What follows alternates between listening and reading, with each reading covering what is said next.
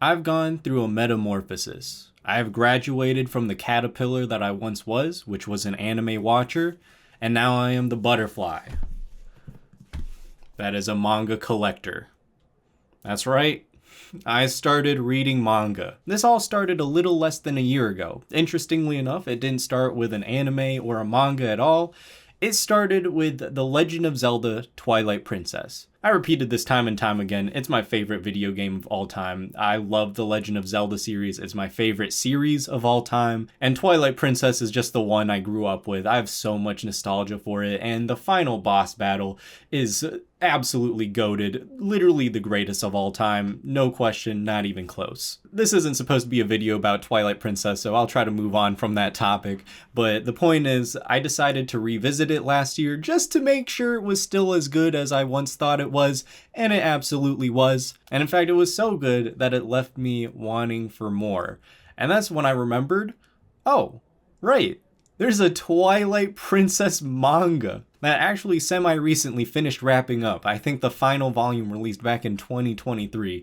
Not that long ago, considering how old of a game Twilight Princess is. Now, I was hesitant to start reading the manga at first. In fact, if I was going to start reading the manga, maybe instead of buying all the copies myself, maybe I just read it online, right? But this also just so happened to be a really low point in my life. I kind of felt like I wasn't moving anywhere in life or career. I didn't feel like I was making any progress. This kind of feels cringe to say now, but I was reading a bunch of self-help books looking for some sort of motivation or inspiration to get back on the saddle of life, and that's when I actually came across this book.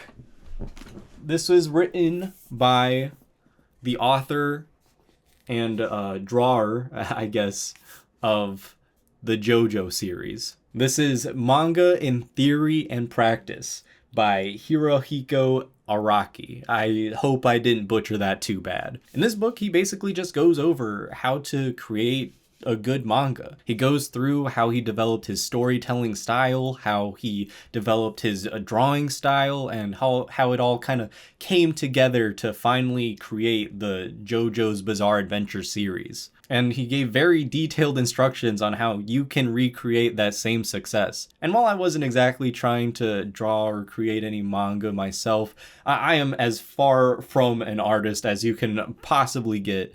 But it did give me an appreciation for the art form. And so I bit the bullet. I started my manga collection with the Twilight Princess series just to dip my toes in the water. And it has taken off ever since. I still don't have a huge collection, but I thought I'd share what I do have with you guys today. So this is the bookshelf in my room where I keep all my manga. I also just realized you can see me in OBS. Gave a little wave there. Up top, I've got a few knickknacks, a plant that has survived against all odds. And right below, I've got my Manga in Theory and Practice copy, of course, as well as a couple of mangas that I thought I would start collecting, but haven't really gotten into yet. There's the first omnibus of Full Metal Alchemist, which Full Metal Alchemist Brotherhood is my favorite anime of all time. I know, extremely basic answer, but what can I say? It's good. It deserves all the praise it gets. The only reason I haven't finished collecting Full Metal Alchemist is because I've seen the anime 10 times over. I already know how it all goes. I don't really feel the need to collect that immediately, but I'd like to have it all eventually. And then right next to that, I've got the first perfect edition of Soul Eater. That's another one that I eventually want to finish the collection to, but it's just not really a top priority for me at the moment. Moving down, here is, of course, my Twilight Princess collection. There's 11 volumes in total. I bought a lot of these off of eBay. I think there's only a couple of copies that I got brand new, but a lot of these are just like old library copies. So they'll have like this city's public library printed up top. Sure, it's not as pretty as having a nice pristine new copy, but I think there's something wholesome about the fact that it's been in other hands. It's been well loved and read. And it's not like the page quality is extremely affected either. For the most part, these are still very good condition. Just a quick review of this series while I'm here, I suppose. It was a pretty good manga. I think if you're not a huge fan of Twilight Princess, it's not really gonna do much for you. It's just like an okay manga at that point. But if you are a fan of Zelda, and especially Twilight Princess, then it's a surprisingly good series that adds a lot of depth to the characters, adds a lot of backstory, gives them stronger relationships to each other, and especially to Link.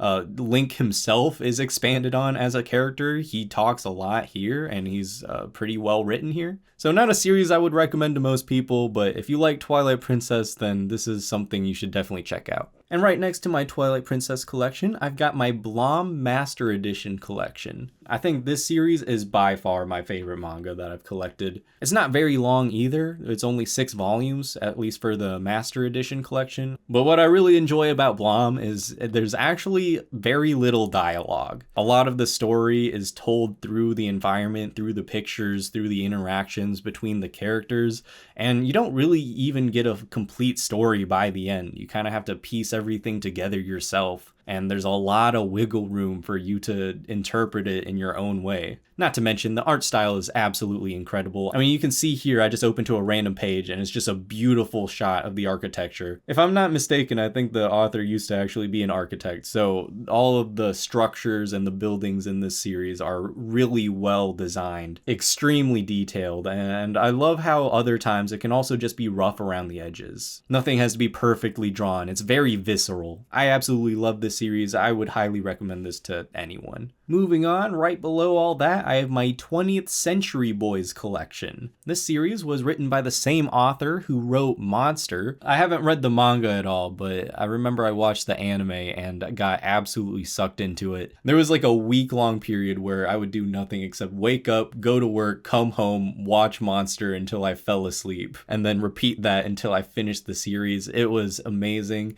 and this here is kind of the same idea. It's this deep mystery that you're trying to unravel what's going on here, but this one just takes place across multiple decades. Goddamn, was this series really good. It took a lot of turns I didn't expect. Just when you think it can't get any crazier, it keeps getting crazier. The main cast is amazing, and I also just want to mention I love the covers to these. I especially love the print of the text on the front here. The way it's transparent, but if you just shine it in the light the correct way, you can read it. It's really, really cool. I love it when manga do unique styles like this for their covers and for their prints. Oh, and another thing I love, the spines, when you put them all together, they all create one picture. I love to see that in any manga. It's not super prevalent here, but it's there, and I always appreciate that. And last but not least, of course, is Berserk.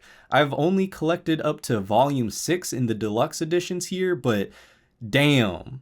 That's all I gotta say about this series. God damn. Look how big these bad boys are. I'm trying to pick them up here. Jesus Christ. These are some hefty lads. Honestly, I don't even know why I got these all out. They all look the same apart from the number on the front. Once you've seen one of them, you've seen all of them. But I do really like this style. I've seen some people call them evil Bibles, so that's what I've been calling them. This one's been taking me a little longer because these guys are pretty expensive. I've been buying them all brand new because it's actually really hard to find a used copy for a much lower price. So it's literally like you spend $20 for a used copy, or you can spend 22 or 23 bucks for a brand new copy. So you might as well get the new copy, right? But even then, $20 some is on the low end for these books.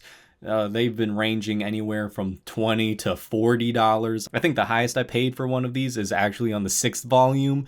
It was $33 brand new, which isn't a terrible price considering the print quality on these books, but multiply that times 14 and it starts to eat into your bank account quite a bit. So I kind of speed ran collecting all the earlier manga, but once I got to Berserk, I've kind of slowed down. I've only been picking up like 1 or 2 volumes a month, so it's been a slower process, but I'd like to finish this one out. But Berserk is really good too. It's probably a close second behind Blom. Berserk is to manga kind of what Full Metal Alchemist Brotherhood was to anime. It's just a really good series that's hard to hate on. It's dark, it's gritty, it's gory, it's really well written, and the art in this is spectacular. I mean, open up to this first page and you gotta just trust me here. It's a really good plot. Yeah, that first page is pretty much exactly what it looks like. This manga opens up with demon sex. But just trust me, the story is really good and the art gets even better throughout the series. So yeah, that's my manga collection so far. I have read a few other manga that I haven't actually collected, including Vagabond, which I absolutely love. I definitely want to actually collect Vagabond someday, but I've already got Berserk to worry about. I think after Berserk, if I don't end up collecting Vagabond, I'll probably look at completing my Soul Eater collection. I did enjoy the anime, but I know the manga is pretty different and people like the manga a lot better, so I definitely want to give that one a shot. But at this point, I'm also just looking for other manga recommendations. I'm mainly focusing on manga right now that either don't have an anime adaptation at all, or at the very least have significant differences compared to their anime counterpart. So if you've got any recommendations in that lane, please leave them in the comments below. Or if you just know a series that also has really spectacular art, I've been a big drawing enjoyer lately as well, so please leave that in the comments below. And now that I am a manga collector, you may be wondering, Daniel, what's better, anime or manga? Well, in my opinion, it doesn't matter. I think both mediums offer advantages and disadvantages. I think an anime adaptation can add a lot to a manga series, especially when it comes to fight scenes. Fight scenes in particular will almost always be better in the anime if it's well animated. But I also think that there's something just down to earth, grounded, or even visceral to reading the manga. While anime has anywhere between 8 to 24 frames per second to tell their story, manga has to tell you the story in just a few frames per just anything. Manga has to do a lot with very little, and I think there's something fun about experiencing a story that way too. And there's also just the fact that there are some manga out there that just cannot be adapted into an anime, not without losing something. The one that comes to mind, of course, is Blom. They've tried in the past. I don't think it's really one that can be done. I don't think it's one that necessarily needs to be done either. The manga is just that good. So yeah, anime is cool, manga is cool. Y'all have a good day. I'll see you later. Bye-bye.